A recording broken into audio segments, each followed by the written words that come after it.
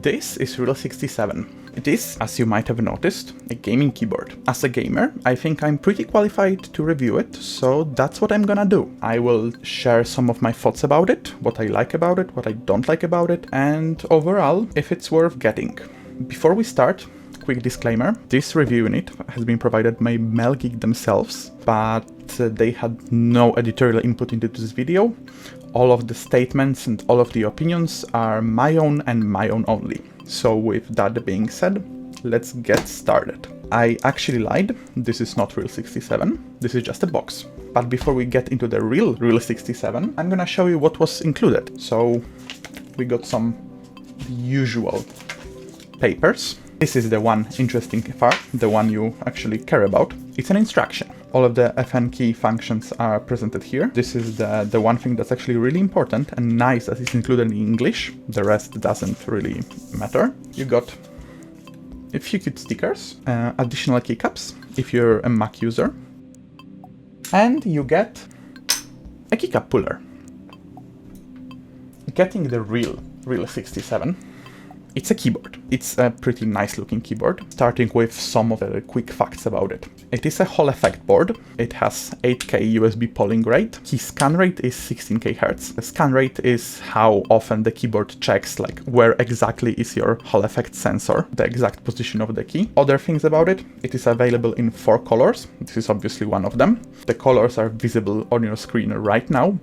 I chose the very simple orange on white. I really like it. It looks great with artisan tie-dye orange. But if you want something more fancy, there are other options. In terms of price, this simple version is 99 bucks, no taxes included. The more fancy transparent versions are 119 bucks. It's a competitively priced board. To judge its competitiveness, I will compare it to some other very similarly, or actually most likely the exactly same priced boards. So, because it's a gasket mounted keyboard, we can compare it to very popular GMK67 gasket mounted kit. Because it's a Hall effect board, we can compare it to Dunkdeer G60, which is a very popular budget Hall effect board. And because of the overall vibe of the keyboard and overall target audience, who I think the keyboard is for, but more on that later, we will compare it to Keychron K6. Now, I'm gonna talk a little about the build quality and how the board is built overall. Starting with, it's really heavy, especially for something with a plastic case. It weighs around 940 grams, so there will for sure be no movement while the board lies on the desk. Everything feels really solid, really sturdy. There is no creaking while you're picking up or even twisting the board. I did not find any production marks or injection marks. Everything looks really clean. In terms of design, very simple, I would say minimalistic, straight lines, right angles, or almost right angles. There is nothing gamery, nothing flashy. The logos are there, but you sometimes have to look really closely to notice. I really like how this board looks. Keycaps, lettering is very sharp, they are double shot PBT, so they will not wear away. Cherry profile, nothing to complain. REAL67 comes with 2 switch options. Transparent version comes with TTC Sacred Heart KOM switches. The version that I have with the non-transparent keycaps comes with TTC Tie-E switches. They're pretty nice Hall effect switches. They didn't really amaze me, but I cannot really point out anything that's wrong with them. The stem wobble is really minimal, they sound really nice, they are pre-lubed, there's nothing wrong with them, and overall my experience was rather positive, although, as I mentioned before, it isn't really something that amazed me. Worth noting, the board has south-facing LEDs for additional compatibility, although the switches themselves are already compatible with the cherry profile, no matter the direction of the LED. Board has clip-in stabilizers. They feel pretty good, they are looped from the factory. I did notice minor inconsistencies with how the stabilized keys sound. For example, enter key sounds a bit different than backspace, but it's a really minor issue. Might be just due to, different material of the keycap. Gaskets, they're silicone. You cannot replace them as they are part of the plate assembly. They are rather stiff. although again, more on that a little bit later. Typing feels really nice. I really like typing on this board. I like how it sounds. It's not super talky. It's not clacky, it's somewhere in between. It's not the quietest board, but you cannot call it loud. There is for sure zero feeling of hollowness. Everything feels really full, but now you have a chance to hear it yourself compared to the other boards that I mentioned before.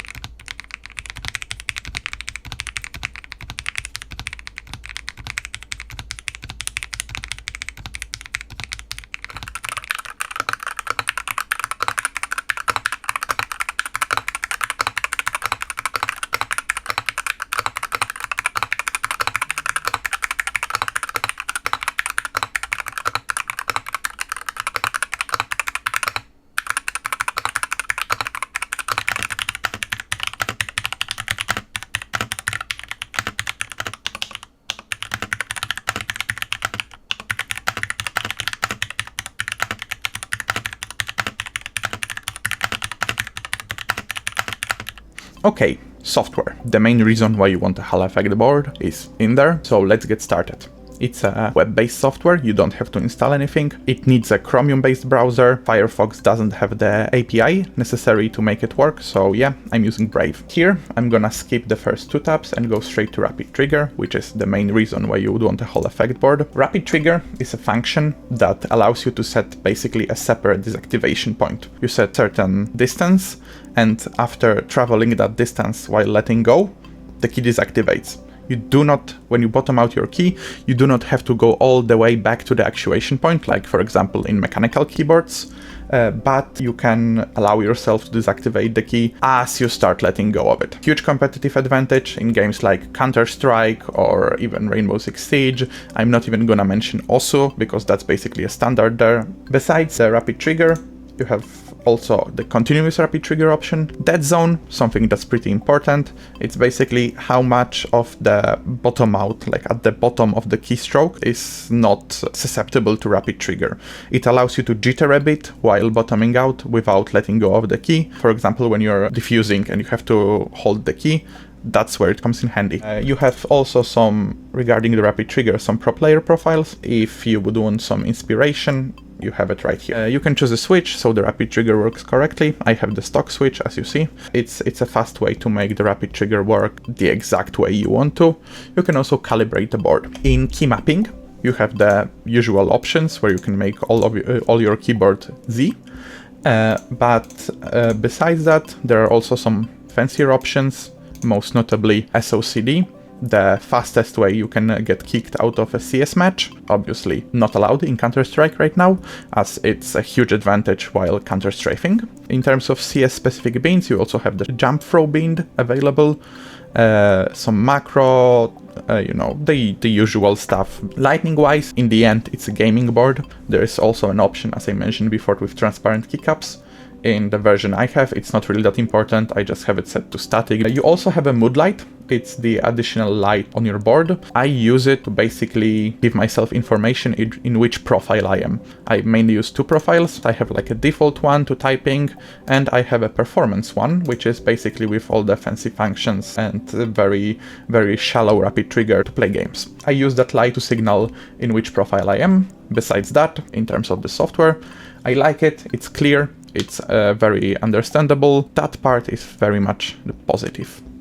Now we're gonna move to the subjective opinion stating part of the review. First of all, I really like this board. I do genuinely like it. I enjoyed my time with it. It obviously isn't perfect, but I don't think anyone should expect perfection at this price point. First, and the biggest issue that I've been hinting this entire video, is gasket performance. It simply doesn't exist. If it wouldn't be stated on the website, I really wouldn't have noticed just from using this board. The main culprit to this is the really thick aluminum plate with rolled edges that makes the whole plate assembly act extremely stiff. And on top of that, everything, the whole plate assembly, is supported from the bottom by a massive, rather hard blob of silicone, and that basically makes sure it will never ever flex.